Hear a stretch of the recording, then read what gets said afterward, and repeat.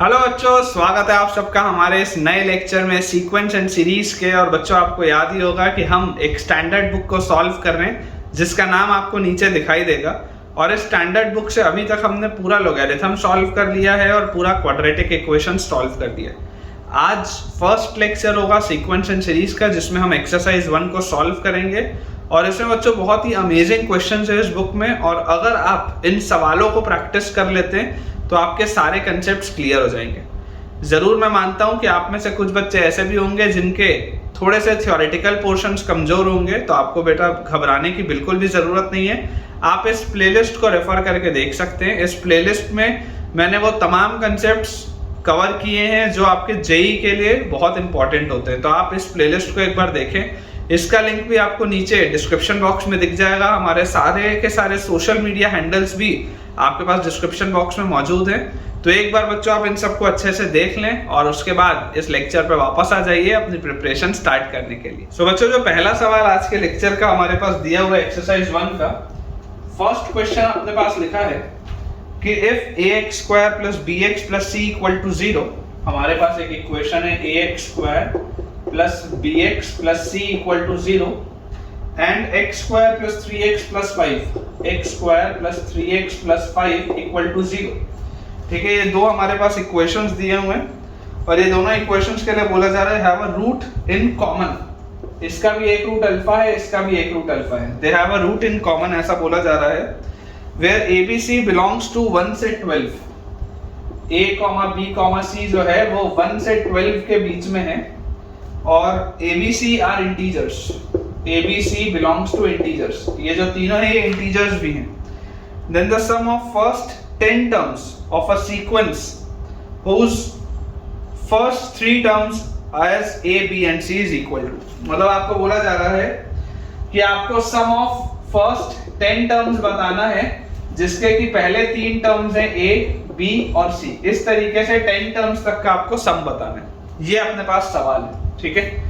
अब इसमें बच्चों अगर आप ऑब्जर्व करेंगे इस क्वेश्चन में, तो जो चीज ऑब्जर्व करने की है वो क्या है कि देखिए, आपको बच्चों एक चीज समझ में आनी चाहिए कि ये जो नीचे वाला हमारे पास इक्वेशन दिया है, ये नीचे वाले इक्वेशन का डिस्क्रिमिनेंट जो है ये लेस देन 0 है।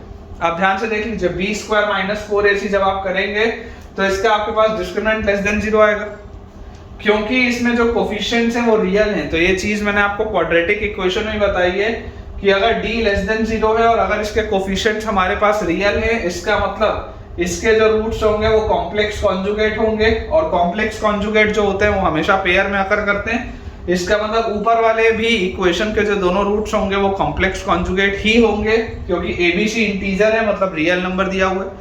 तो यहाँ से बच्चों जो पहला ऑब्जर्वेशन सबसे पहले आता है वो आता है कि both the roots will be common, है ना। सिर्फ एक रूट नहीं, दोनों ही रूट्स कॉमन होंगे। Both the roots will be common, उसके पीछे का लॉजिक क्या मैंने आपको समझाई दिया है, both the roots will be common, ठीक है। अब अगर मैंने ये बोल दिया कि इसके दोनों ही रूट्स कॉमन है, both the roots are common, तो यहां से हमको देखो जो चीज समझ में आती है वो क्या है। यहां से हमको समझ में आता है कि a/1 अगर दोनों रूट्स कॉमन होंगे, मतलब ये इक्वेशंस आइडेंटिकल होंगे, तो a/1 will be equal to b/3, a/1 will be equal to b/3 will be equal to c/5। ये अपने पास दिया हुआ है, a/1 will be equal to b/3 will be equal to c/5। और जैसे हमने यहाँ से इसको बोल दिया, मान लीजिए k के बराबर, इसको बच्चों मान लो मैंने बोल दिया सम k के बराबर, तो यहाँ से मेरे पास a की वैल्यू आ जाएगी k के बराबर, b की वैल्यू आ जाएगी 3k के बराबर और c की वैल्यू मेरे पास आ जाएगी 5k के बराबर, ठीक है। अब जो इंपॉर्टेंट चीज है वो क्या है बच्चों, देखो ABC जो है वो इंटीजर है और ABC की वैल्यू 1 से 12 के बीच में होनी चाहिए। आप इमेजिन करिए, अगर आप K को 1 लेते हैं, अगर आप K को 1 लेते हैं तो A की वैल्यू 1 आ जाएगी, B की वैल्यू 3 आ जाएगी, C की वैल्यू 5 आ जाएगी। अगर आप K को 1 लेंगे तो A की वैल्यू 1 आएगी, B की वैल्यू 3 आएगी और C की वैल्यू 5 आएगी। ये केस तो पॉसिबल हो नहीं सकता, क्योंकि ABC 1 और 12 के बीच में होना चाहिए, मतलब 1 भी नहीं हो सकता, 12 भी नहीं हो सकता, 1 और 12 के बीच में। तो ये तो केस चला गया। अगर मान लीजिए आपने k को 2 रखा, तो k को 2 रखते ही आपके पास a की वैल्यू आएगी 2, b की वैल्यू आपके पास आएगी 6 और c की वैल्यू आपके पास आएगी 10। अगर आप इसको 2 रखेंगे तो 2, 6 और 10 ये अपने पास आ जाएगा। ये एक पॉसिबल आंसर अपना हो सकता है। अच्छा k को 3 रखने पर क्या होगा, k को जैसे ही आप 3 रखोगे तो यहाँ आपके पास a की वैल्यू आ जाएगी 3, b की वैल्यू आ जाएगी 9, c की वैल्यू आ जाएगी 15। ये गलत हो गया क्योंकि c आपका जो होना चाहिए था वो 12 से छोटा ही होना चाहिए था।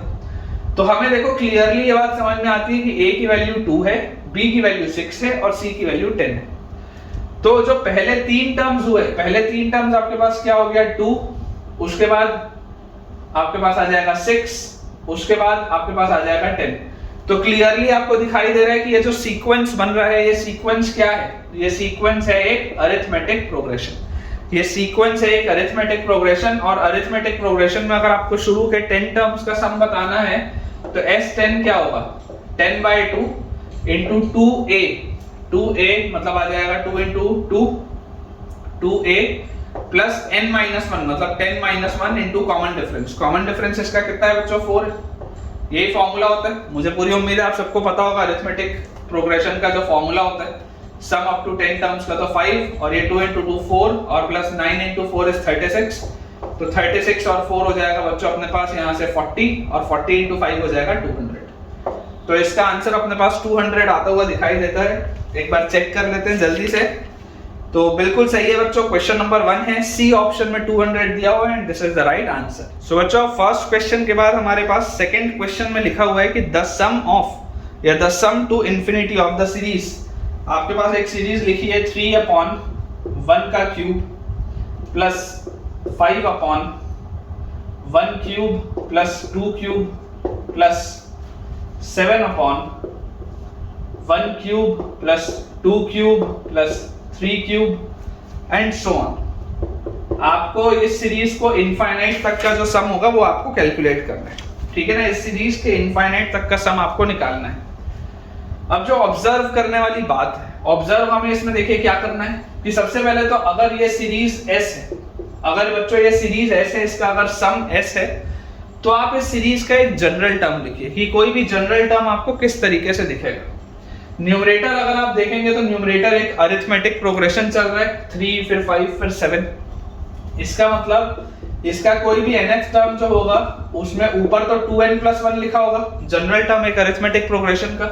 देख लीजिए आप n की जगह 1 रखेंगे तो 3 मिलेगा, n की जगह 2 रखेंगे तो 5 मिलेगा, n की जगह 3 रखेंगे तो 7 मिलेगा। ये बात आती है समझ में। और नीचे आपको क्या मिल रहा है, 1 क्यूब फिर 1 क्यूब प्लस 2 क्यूब फिर 1 cube plus 2 cube plus 3 cube, मतलब नीचे लिखा हुआ है 1 cube plus 2 cube plus 3 cube से लेकर के n क्यूब तक। हमारे पास नीचे क्या लिखा हुआ है, n क्यूब तक का सम लिखा हुआ है। अगर n की वैल्यू 1 होगी तो सिर्फ 1 क्यूब रहेगा, n की वैल्यू 2 होगी तो सिर्फ 2 क्यूब तक रहेगा, n की वैल्यू 3 होगी तो 3 क्यूब तक रहेगा, इस तरीके से। तो ये बात तो आती है समझ में, इसमें तो कोई प्रॉब्लम नहीं।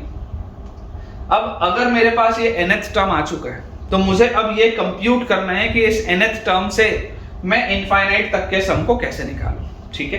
तो देखिए तरीका क्या होगा बच्चों, तरीका ये होगा कि 1 क्यूब से लेकर n क्यूब तक का जो सम होता है वो सम तो हमको निकालना आता है। हम tn को देखिए क्या लिख सकते हैं, tn को हम यहाँ लिख सकते हैं 2n+1 को एज इट इज रहने दो, और नीचे जो लिखा हुआ है इसको आप देखो क्या लिख सकते हो, आप इसको लिख सकते हो n into n+1/2 का होल स्क्वायर। यही होता है 1 cube plus 2 cube plus 3 cube से n क्यूब तक का जो सम होता है ये होता है n into n+1/2 का होल स्क्वायर, ठीक है। ये मैंने पढ़ाया आपको थ्योरी में। या इसको आप लिख सकते हैं 4, ये 2 का स्क्वायर 4 ऊपर आ जाएगा तो 4 into 2n+1 डिवाइडेड बाय नीचे देखो क्या लिखा हुआ है n² और n+1 का स्क्वायर। यही अपने पास लिखा है। अब इसको मैं और क्या लिख सकता हूं, तो देखो यहां से ऑब्जर्व करने वाली बात है कि इसको आप लिख सकते हैं 4 into ये जो 2n+1 लिखा हुआ है इसको आप लिख सकते हो n+1 का square minus n² divided by n² into n+1 का स्क्वायर।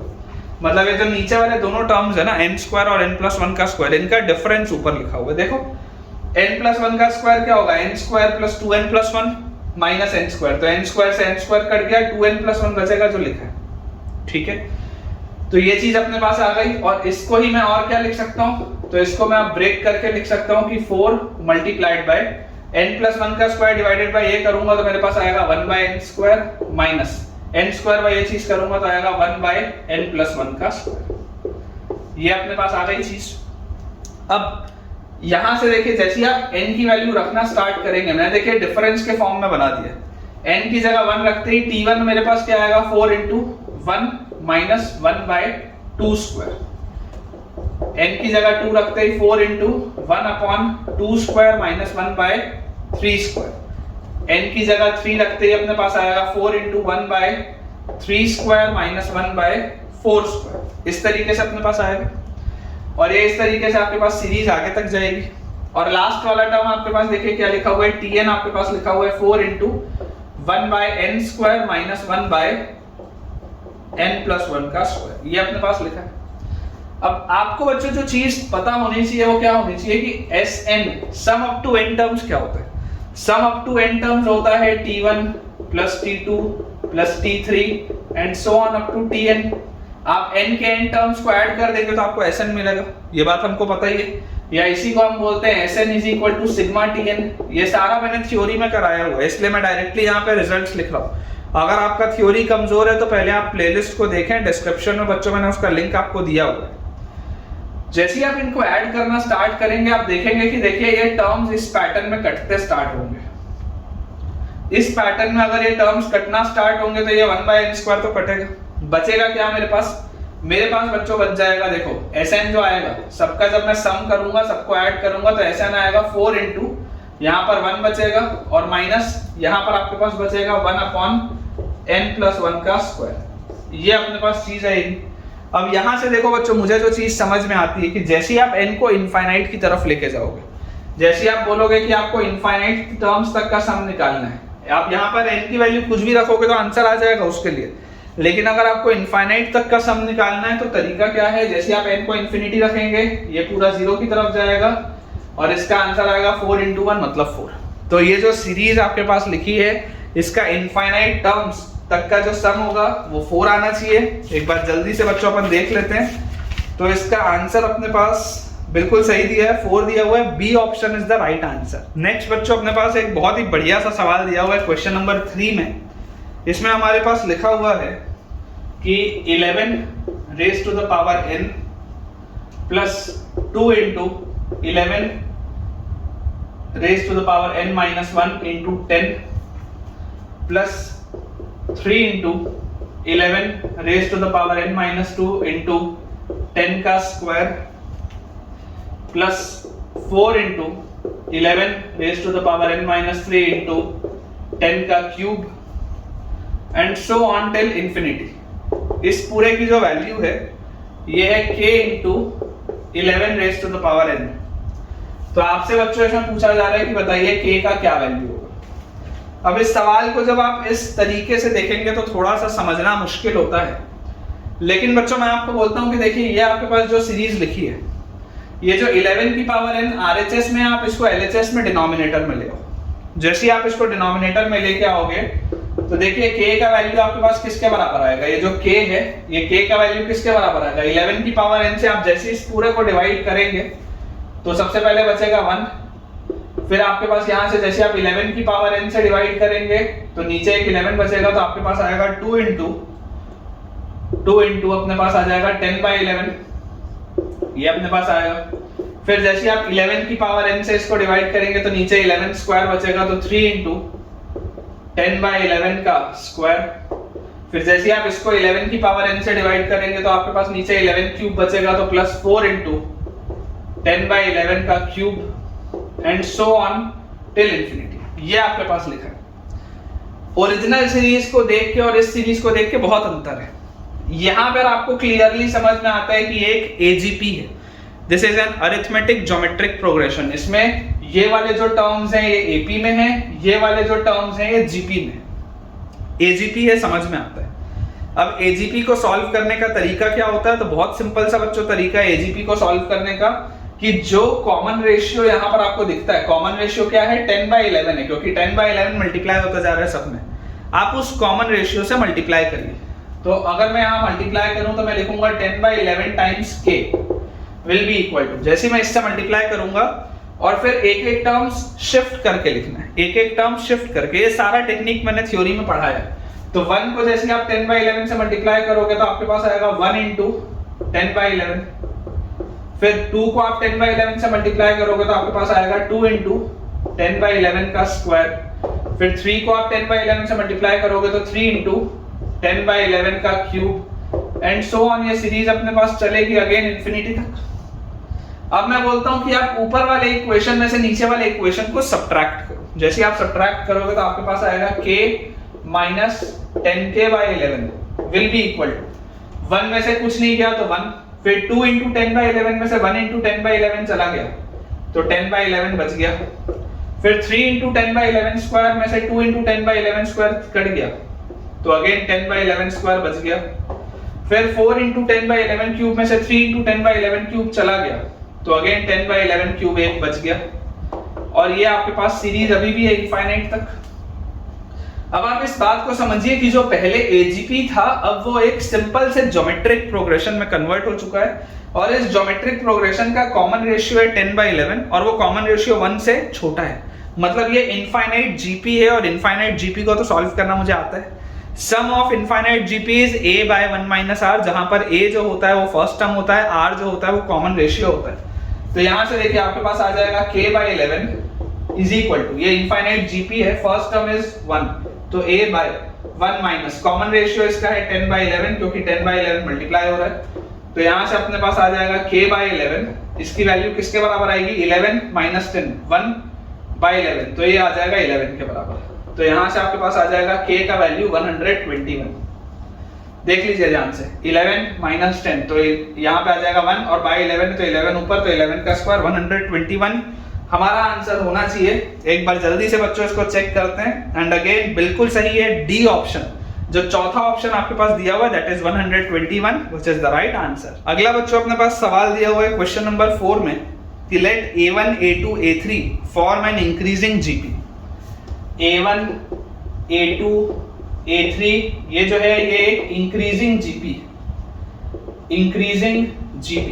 इंक्रीजिंग जीपी मतलब क्या है कि a1 जो होगा वो छोटा होगा a2 से, a2 जो होगा वो छोटा होगा a3 से।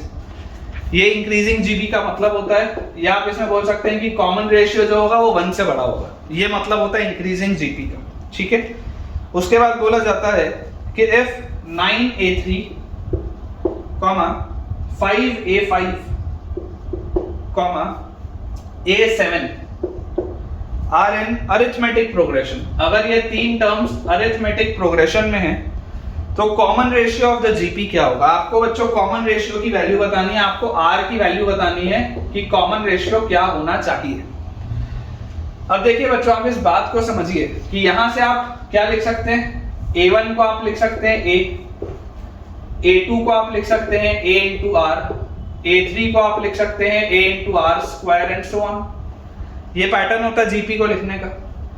अगर ये एक अरिथमेटिक प्रोग्रेशन है तो मैं बोल सकता हूं 2 इंटू 5a5 जो होगा that will be equal to 9a3 plus a7। यही होता है अरिथमेटिक प्रोग्रेशन का मतलब कि अगर abc ap में है तो 2b की वैल्यू a प्लस c के बराबर होती है, मतलब twice of middle term is equal to first term plus third term, ये इसका मतलब होता है। तो यहां से देखो 2 इंटू 5 हो जाएगा 10, a5 को आप लिख सकते हो a इंटू आर की पावर 4, 9 इंटू a3 को आप लिख सकते हो a इंटू आर स्क्वायर, और a7 को आप लिख सकते हो a इंटू आर की पावर 6, ये हम लिख सकते हैं।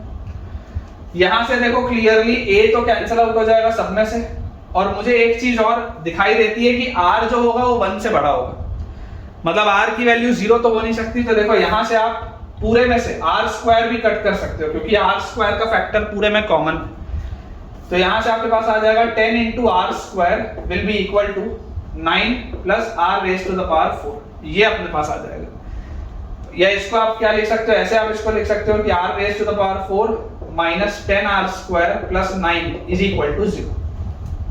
तो इसको जैसे मैं फैक्टराइज करूंगा मेरे पास आएगा r की power 4 minus 9r square minus r square plus 9 is equal to 0।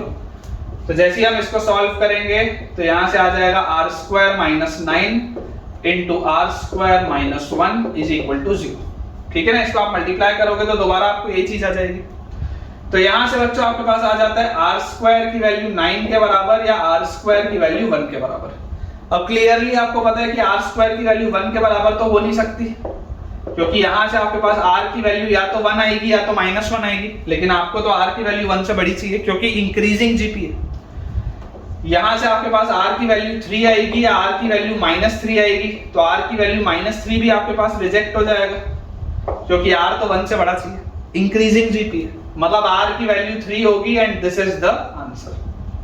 ठीक है, r की वैल्यू बच्चों 3 आनी चाहिए और ये हमारा फाइनल आंसर होगा। एक बार चेक कर लेते हैं, अगेन बिल्कुल सही है, सी ऑप्शन है बच्चों, ये आंसर दिया हुआ है विच इज 3।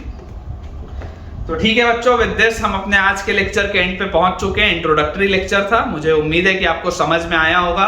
4 हमने सवाल बनाए एक्सरसाइज 1 के।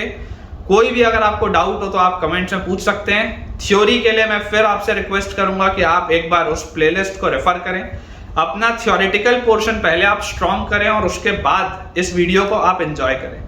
अगर आपको वीडियो अच्छा लगा हो तो इसे लाइक करना ना भूलें, चैनल को जल्दी से सब्सक्राइब करें और अपने सारे जेईई एस्पिरेंट्स जितने भी फ्रेंड्स को आप जानते हैं उन्हें इस चैनल को रेफर करें ताकि उन सबकी पढ़ाई बहुत बढ़िया तरीके से हो पाए। Thank you.